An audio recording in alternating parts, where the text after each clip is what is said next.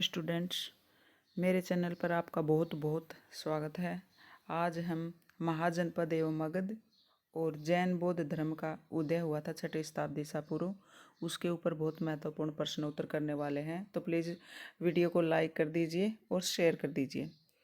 बहुत बेनिफिट रहने वाला है। अगर वीडियो आप लास्ट तक देखते हैं तो एक एक क्वेश्चन के ऊपर हम अच्छे से डिस्कस करेंगे, जिससे आपकी तैयारी भी अच्छी होगी और रिवीजन भी अच्छा होगा। तो गाइस स्टार्ट करते हैं। फर्स्ट क्वेश्चन है इस वीडियो का, वज्जी महाजनपद कितने भागों का कितने गणों का संघ था? वज्जी महाजनपद कितने गणों का संघ था? 8। इसमें 8 जनपद मिलकर एक महाजनपद बना रहे थे।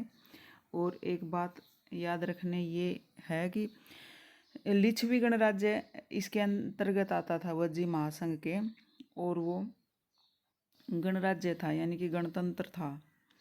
ये दुनिया का सबसे पहला उदाहरण है जो वज्जी महाजनपद में मिलता है गणतंत्र का, ये भी याद रखना।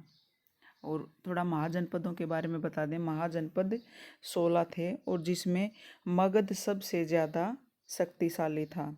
और एक अंग महाजनपद के अंदर वास्तुकार हैं महागोविंद, उनके बारे में भी पूछ लेते हैं कि पहले वास्तुकार का अगर जिक्र है तो वह है महागोविंद, और वो अंग महाजनपद के अंदर रहा करते थे। बाद में अंग को मगध ने जीत लिया था। चलो नेक्स्ट देखते हैं। गौतम बुद्ध की प्राचीन मूर्ति को प्राय एक काल में बनाया डैश बनाया। भाई गौतम बुद्ध की प्राचीन मूर्तियों को प्राय एक काल में डैश में बनाया। इसमें ये पूछा गया है कि 2 शैली निर्मित हुई थी भाई एक साथ में, तो वो कौन सी है? तो ऑप्शन सी, जैसे मथुरा और गांधार शैली, कला शैली हैं ये दोनों। ये कुषाण और शक शासकों के समय में शुरू हुई थी। अभी इनमें अंतर क्या था? मथुरा शैली थी जो मथुरा वो लाल पत्थर से काट कर बनाई गई थी, और जो गांधार कला शैली है गांधार, इसको यूनानी और प्लस भारतीय शैली का मिश्रण था ये गांधार कला शैली। इनमें अंतर भी पूछ लिया जाता है। एक अंतर इनके अंदर ये है कि मथुरा कला शैली के जो बुद्ध जी के कपड़े थे वो चिपके हुए हैं उनके बदन से, और गांधार कला शैली में क्या था कि ढीले ढाले कपड़े हैं, और जो शरीर की बनावट है वो सुंदर दिखाई गई है, बाल हैं वो घुंघराले किए गए हैं। तो ये गांधार कला शैली का उदाहरण होता है ऐसा। और जो चिपके कपड़े हैं, बैठे हुए बुद्ध हैं, और बिल्कुल मतलब उनकी जो सिर होता है वो टकला होता है, तो वो मथुरा कला शैली के अंतर्गत आते हैं। चलो नेक्स्ट देखते हैं। किस विद्वान को बौद्ध धर्म का लूथर माना जाता है? देखो बौद्ध धर्म का नागार्जुन को माना जाता है, जिन्होंने शून्यवाद की खोज की थी, मतलब स्थापना करी थी। शून्यवाद की खोज नहीं, सॉरी, एक संप्रदाय है शून्यवाद, उसकी जन्मदाता है ये। चलो नेक्स्ट देखते हैं। महावीर ने अत्युपंत आध्यात्मिक ज्ञान यानी कि कैवल्य की प्राप्ति कहाँ हुई थी भाई? कैवल्य की प्राप्ति जिम्बिका ग्राम में हुई थी भाई महावीर जी की। इजी क्वेश्चन है, कई बार पढ़ चुके होंगे, और देखो ये रिपीट हुए भी हैं DSSB PGT 2019 में। ये सिंपल क्वेश्चन भी कई बार गलत हो जाते हैं, तो इनको भी देखना जरूरी है। नेक्स्ट है क्वेश्चन नंबर 5, किस महान आचार्य द्वारा जैन धर्म को दक्षिण भारत में लाया गया? देखो बाद में हम पढ़ते हैं कि जैन धर्म में स्थूल भाऊ और बद्र भाऊ 2 में बट गया था, मतलब ये शिष्य थे और ये 2 जगह बट गया था। तो जो दक्षिण में लेके गए थे वे थे बद्र भाऊ। इम्पोर्टेंट क्वेश्चन है। अब नेक्स्ट क्वेश्चन है, महावीर ने कहाँ पर निर्वाण प्राप्त किया था? महावीर ने पावापुरी में निर्वाण प्राप्त किया था, और महात्मा गौतम बुद्ध जी ने कुशीनगर में निर्वाण प्राप्त किया था। यानी कि महापरिनिर्वाण के बारे में पूछ रहे हैं, मतलब उनका स्वर्गवास हो गया था। अब नेक्स्ट देखो क्वेश्चन नंबर 7, गौतम बुद्ध ने अपना प्रथम प्रवचन डैश में दिया था? जो गौतम बुद्ध हैं इन्होंने अपना सबसे पहले प्रवचन सारनाथ में दिया था भाई। अब क्वेश्चन नंबर 8, बौद्ध धर्म के अनुयायी प्रथम राजा हैं? देखो यहाँ पे प्रथम जो अनुयायी राजा पूछा गया है, तो यहाँ बिंदुसार नहीं है, बिंदुसार भी, चंद्रगुप्त मौर्य नहीं है, चंद्रगुप्त मौर्य ने तो जैन धर्म लिया था बाद में, और अशोक भी पहला नहीं है, क्योंकि अशोक थे लेकिन पहला नहीं है। तो पहले थे अजातशत्रु, मगध के शासक। अजातशत्रु ने बौद्ध धर्म को पहले अपनाया था सबसे राजाओं में। अब नेक्स्ट देखते हैं, अभिधम्मपीठिका को किस परिषद द्वारा संगठित किया गया। देखो ये क्वेश्चन बहुत इंपॉर्टेंट है, इसके ऊपर हम पढ़ते हैं। इनको संगीति भी बोला जाता है। जैसे बौद्ध धर्म की 4 संगीतियाँ काफ़ी फेमस हैं, यानी प्रसिद्ध हैं, उनसे क्वेश्चन बनते हैं। तो अभिधम्मपीठिका को पाटलिपुत्र परिषद यानी अशोक के समय में जब वो संगीति हुई थी, उसके अंदर इस अभिधम्म को जोड़ा गया था। और ये अभिधम्मपीठिका में क्या है, दार्शनिक सिद्धांत हैं। जो बौद्ध धर्म के दार्शनिक सिद्धांत हैं वो इस पीठिका के अंदर है, अभिधम्म में। अब देखो बौद्ध धर्म के अंदर सूत पिटक में क्या है, सूत पिटक का अर्थ है उपदेश। जो सूत पिटक में महात्मा बुद्ध के जो उपदेश है ना, भाई क्या करना चाहिए हमें, क्या नहीं करना चाहिए, वो सूत पिटक में है। भिक्षुणियों के जो भाई उन्होंने आचार विचार और नियम दिए थे, वो इसके अंदर विनय पिटक में संकलित किए गए हैं। और अभिधम्म पिटक में क्या बताया गया है, अभिधम्म पिटक के अंदर दार्शनिक सिद्धांत हैं, और ये पाटलिपुत्र परिषद के अंदर इसको जोड़ा गया था अशोक के समय में, और ये अजातशत्रु के समय में जोड़ा गया था। अब next question number 10, Ashok dash के कोर्ट में था। तो इसका आंसर आएगा भाई कनिष्क। अब नीचे दी गई घटनाओं को मिलाइए। अब इसमें फिर संगीतियाँ पूछ ली गई हैं। प्रथम बौद्ध संगीति कहाँ हुई थी, सेकंड बौद्ध संगीति कहाँ हुई थी, थर्ड बौद्ध संगीति कहाँ हुई थी, ये क्वेश्चन बनते हैं और कई बार पूछा जाता है। चलो इनके बारे में एक बार थोड़ा सा देखते हैं। प्रथम बौद्ध परिषद राजगृह में हुई थी, और ये स्थल था, जिस तरह जगह कौन सी थी, सप्तकर्णी गुफा में हुई थी राजगृह के अंदर। और इसके अध्यक्ष थे महाकश्यप, और जो राजा थे वो अजातशत्रु थे। और इसके अंदर क्या किया गया था, जो कार्य थे वो अभी ऊपर भी पढ़े थे। सुत पिटक और विनय पिटक, सुत पिटक और विनय पिटक इसी के अंदर जोड़े गए थे प्रथम बौद्ध संगीति के अंदर। अब सेकंड देखते हैं, द्वितीय बौद्ध परिषद कहाँ हुई थी, वैशाली में हुई थी। और ये कहाँ पर हुई थी, स्थल है कोई वैशाली, मतलब वैशाली के अंदर बालूकाराम। और इसके जो अध्यक्ष थे वो सब्बाकामी थे, और राजा था काला अशोक, शिशुनाग वंश का था।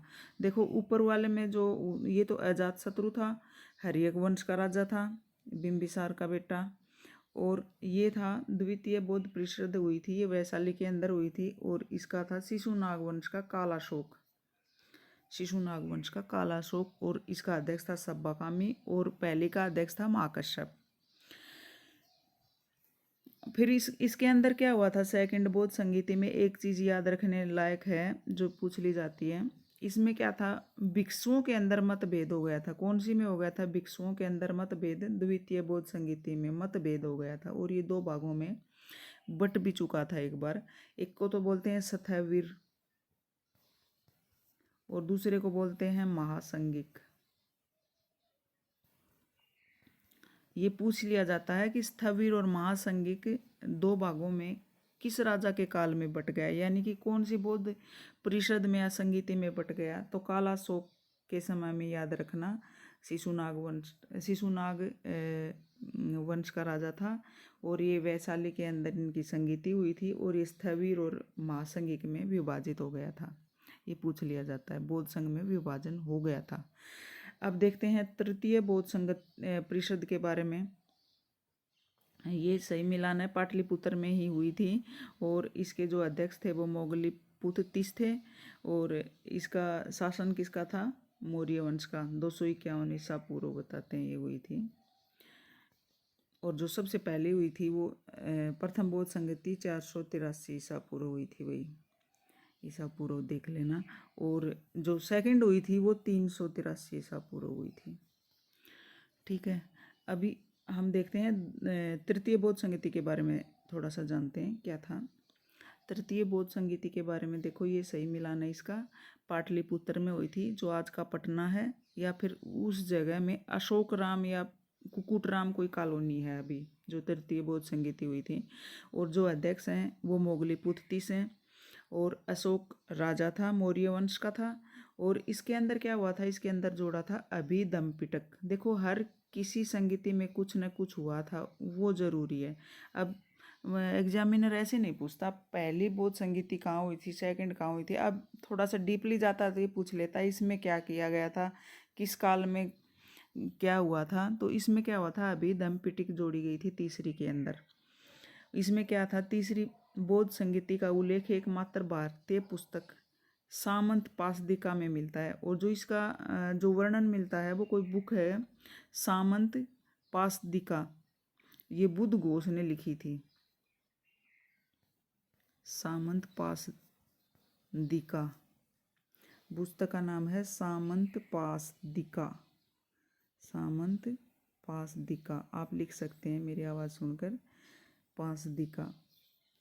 उसमें हमें पता चलता है कि तृतीय बौद्ध संगीति पाटलिपुत्र में हुई थी, उसमें क्या क्या किया गया था। अब आते हैं चौथी पे, चतुर्थ बौद्ध परिषद। देखो ये थोड़ा सा बाद में होती है, ये 72 ईस्वी में। और इसका जगह कौन सी थी, कुंडलवन कश्मीर।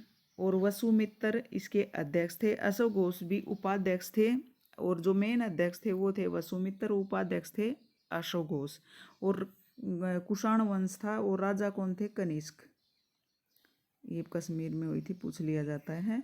चौथी, इसमें भी बौद्ध धर्म का विभाजन हो गया था भाई, इसमें भी बौद्ध धर्म का विभाजन हो गया था। किसमें होया था ये, हीनयान और महायान। हीनयान और महायान वही है जो अजातशत्रु सॉरी कालाशोक के समय में हुआ था, स्थविर और महासंगिक। अब इसमें फिर एक बार जोर पकड़ गया, जो हीनयान था वो स्थविर थे, यानी जो स्थविर हो गए थे वो अब हीनयान से प्रचलित हैं। और जो महासंगिक थे वो महायान से। तो नाम में ही दोनों के काम छुपे हैं, आप देखना। ये संगीति बहुत इम्पोर्टेंट है और इनके बारे में पढ़ना भी, हम अगर हिस्ट्री की तैयारी कर रहे हैं या कोई भी एग्जाम की पूछते रहते हैं। एक बौद्ध धर्म से विनय पिटक भी बहुत ज़रूरी है, कौन से पिटक में क्या है। तो चलो अब आगे करते हैं गाइस। वीडियो को लाइक कर दीजिए अगर पसंद आ रहा है तो। गौतम बुद्ध का अनुयायी जो उसके अवसान के संदर्भ में कुशीनगर में मौजूद था, तो वही वे आनंद थे। जब उनका सर्ववास हुआ तो उनके साथ कौन थे, आनंद नाम के शिष्य थे। ये पूछा हुआ क्वेश्चन है, देखो भाई DSSB PGT 2019 के अंदर। अब क्वेश्चन नंबर 13, आंध्र प्रदेश अवस्थित नागार्जुन कोंडा किस लिए विख्यात है। अब नागार्जुन कोंडा है वो किस लिए विख्यात है, इसमें बौद्ध मठ है भाई। अब क्वेश्चन नंबर 14, प्रख्यात अजंता गुफाएं कहाँ हैं। तो ये पश्चिम घाट पर है भाई, इनमें ऑप्शन देख लेना, विंध्य पर्वत श्रृंखला, सह्याद्री पर्वत श्रृंखला, शिवालिक पर्वत श्रृंखला, लेकिन ये पश्चिम घाट में है। अब नेक्स्ट क्वेश्चन देखते हैं, निम्नलिखित में से कौन सा एक जैन धर्म के त्रिरत्न यानी 3 रत्न का भाग नहीं है। ये क्वेश्चन भी इम्पोर्टेंट रहने वाला है। ऑप्शन है अविवाहित जीवन, उचित मार्ग, उचित ज्ञान, उचित व्यवहार। देखो ये वही हैं जैसे सम्यक ज्ञान, सम्यक दर्शन यानी कि मार्ग, ये सत्य में विश्वास, या फिर सम्यक व्यवहार। जो नहीं है वो है अविवाहित जीवन। ऑप्शन क्या है इनमें, निम्नलिखित में से कौन सा एक जैन धर्म के त्रिरत्न है। ये तीनों रत्न है, इसमें ये लिखा हुआ है उचित मार्ग, उचित व्यवहार, उचित ज्ञान, लेकिन इसको बोला जाता है सम्यक ज्ञान, सम्यक दर्शन और सम्यक चरित्र या आचरण। तो इसका यही ऑप्शन होगा, ऑप्शन ए। अब नेक्स्ट देखते हैं, निम्नलिखित में से कौन सा एक युगम सही सुमेलित है। जो एक ऑप्शन सही सुमेलित है वो है परिव्राजक घुमक्कड़ होते थे। अब नीचे पढ़ते हैं, बौद्ध धर्म के से संबंधित निम्नलिखित कथनों पर विचार कीजिए। ऑप्शन 1 है, इसके अनुसार वर्ण एक मानव निर्मित व्यवस्था थी। ऑप्शन 2 है, संघ में प्रवेश के इच्छुक व्यक्तियों के लिए वर्ण और जाति अप्रासंगिक थी। नीचे दिए गए कूट का प्रयोग कर सही उत्तर चुनिए। अब इसमें से सही उत्तर देखना भाई। देखो इसमें दोनों ही ऑप्शन सही हैं, 1 और 2 दोनों ही सही है। इसके अनुसार वर्ण एवं मानव निर्मित व्यवस्था थी और संघ में प्रवेश के इच्छुक व्यक्तियों के लिए वर्ण और जाति अप्रासंगिक थी। देखो वर्ण और जाति के अप्रासंगिक माना है। संघ में प्रवेश के इच्छुक व्यक्तियों के लिए कोई जाति मायने नहीं रखती थी, तो ये ऑप्शन सी सही है। 1 और 2 दोनों सही है। अब आगे देखते हैं, वसुमित्र एवं नागार्जुन किस शासक के दरबार से संबंध थे। देखो वसुमित्र भी रहे हैं और नागार्जुन भी, ये रतन हैं और ये पूछ लिए जाते हैं। ये ऑप्शन सी कनिष्क के काल में थे। वसुमित्र ने तो संगीति की थी, उपाध्यक्ष थे, अध्यक्ष थे, और अशोक घोष उपाध्यक्ष थे। चौथी संगीति कनिष्क के समय ही हुई थी, कुंडलग्राम कश्मीर में। अब क्वेश्चन नंबर 19, कोल्लम संवत का प्रारंभ किस दार्शनिक के सुधारों के समय हुआ था। यह माना जाता है ये हुआ था भाई शंकराचार्य के समय में। अब नेक्स्ट चलते हैं, 23वें जैन तीर्थंकर निम्न में से किस स्थान से संबंधित है। 23वें तीर्थंकर हैं वह ऑप्शन डी वाराणसी से संबंधित है भाई। अब देखते हैं, 6वीं शताब्दी ईसा पूर्व में कौन सा जनपद का गणतंत्रवादी राज्य था। ये पहले पढ़ चुके हैं, वज्जी, जिसमें 8 जनपद मिलकर एक महाजनपद का निर्माण करते हैं। क्वेश्चन नंबर 22, गौतम बुद्ध ने महापरिनिर्वाण कहाँ प्राप्त किया। ये बोध गया। 22 का एजुकेशन है, सॉरी महापरिनिर्वाण, अच्छा ज्ञान नहीं भाई, महापरिनिर्वाण कुशीनगर में, जिनके साथ में इनका शिष्य था आनंद। अब नेक्स्ट देखते हैं, 16 महाजनपद की सूची निम्नलिखित में से किस में उपलब्ध है। देखो ये क्वेश्चन भी इम्पोर्टेंट है। ये अंगुत्तर निकाय मतलब बौद्ध ग्रंथ है, और इनका भगवती सूत्र है एक, वो उसमें भी 16 महाजनपदों का पता चलता है। भगवती सूत्र जैन संप्रदाय से संबंधित है। अब 24 का देखते हैं, गंगा घाटी में कितने महाजनपद स्थित थे। तो 10 महाजनपद, यानी कि गंगा घाटी के गंगा के मैदानों में 10 महाजनपद मौजूद थे, जिसमें अंग, मगध, ये सब, वज्जी, ये सब गंगा घाटी के मैदानों में आते हैं ये महाजनपद। अब देखते हैं नेक्स्ट 25 का, निम्नलिखित में से कौन सा महाजनपद सबसे दक्षिणी महाजनपद है। देखो सबसे दक्षिण में महाजनपद है अस्मक, जिसकी राजधानी है पोतन या पाटन भी बोल देते हैं, और ये गोदावरी नदी के किनारे स्थित है, और ये सबसे दक्षिण में है। जैसे 16 महाजनपद हैं उनमें सबसे दक्षिण में है 2 कंबोज और गांधार, कंबोज और गांधार आज भारत से बाहर हैं महाजनपद। अब नेक्स्ट पढ़ते हैं 26 का, निम्नलिखित में से कौन सा महाजनपद गोदावरी नदी के तट पर स्थित था। तो देखो अभी हमने पढ़ा है अस्मक ही था जो गोदावरी नदी के तट पर था। महिष्मती शहर किस महाजनपद में स्थित है। ये वही महिष्मती है जो अवंती का बाहुबली के अंदर, तो ये अवंती के अंदर महाजनपद में इसकी राजधानी होती है। ये 2 राजधानियाँ थी, उसमें एक महिष्मती है।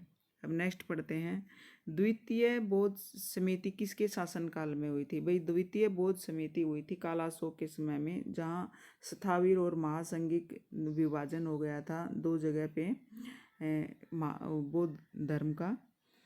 अब नेक्स्ट पढ़ते हैं, जैन परंपरा के अनुसार जैन दर्शन के 23वें तीर्थंकर थे। अब 23वें तीर्थंकर थे ये पार्श्वनाथ जैन धर्म के। अब क्वेश्चन नंबर 30 पढ़ते हैं, बौद्ध मत तथा जैन मत के संदर्भ में निम्नलिखित में से कौन सा कथन सही नहीं है। देखो भाई इनमें सही नहीं है वो देखना है। जाति व्यवस्था के संबंध में दोनों का एक ही दृष्टिकोण था, दोनों जातिवादी को नहीं मानते थे, ये भी सही है। दोनों ने ही एक साधारण तथा शुद्धतावादी जीवन की पक्षधरता की। चलो ऑप्शन सी देखते हैं, बी को छोड़ते हैं। गौतम बुद्ध तथा महावीर दोनों ही जन्म से क्षत्रिय थी, ये भी सही है। हमें गलत देखना है कौन सा है, कथन सही नहीं है जो। दोनों ही अहिंसा में विश्वास करते थे। भाई अहिंसा में तो जो भी धार्मिक सुधार करता है या जो भी अच्छे काम करता है सबसे पहले अहिंसा न करने का ही प्रवचन देता, तो ये ऑप्शन भी गलत नहीं हो सकता। तो अब इसमें देखो ऑप्शन बी है। ऑप्शन बी क्यों है, दोनों ने ही एक साधारण तथा शुद्धतावादी जीवन की पक्षधरता की थी। देखो भाई जो जैन धर्म था ना वो मानते थे कि अपने शरीर को जितना कष्ट दिया जाए उतना सही है, जैन ही मानते थे, जैन धर्म में यानी कि महावीर जी। और बौद्ध धर्म के लिए ठीक था भाई इतना कष्ट मत दो, उन्होंने मध्य मार्ग अपनाया था। तो ये ऑप्शन बी कथन सही नहीं है, हमें कथन सही नहीं ढूंढना था। अब क्वेश्चन नंबर 31 देखते हैं। नीचे दो सूचियां दी गई हैं। सूची 1 में इन महत्वपूर्ण घटनाओं का उल्लेख है जो बुद्ध के जीवन से जुड़ी हैं, तथा सूची 2 में इन घटनाओं से जुड़े प्रतीकों का उल्लेख है। इन दोनों सूचियों का मेल बिठाकर दिए गए विकल्पों में से सही का चुनाव करना है। इंपॉर्टेंट क्वेश्चन है भाई। चलो अब ऊपर कर लेते हैं थोड़ा, इस अच्छे से मिला लेते हैं सूची।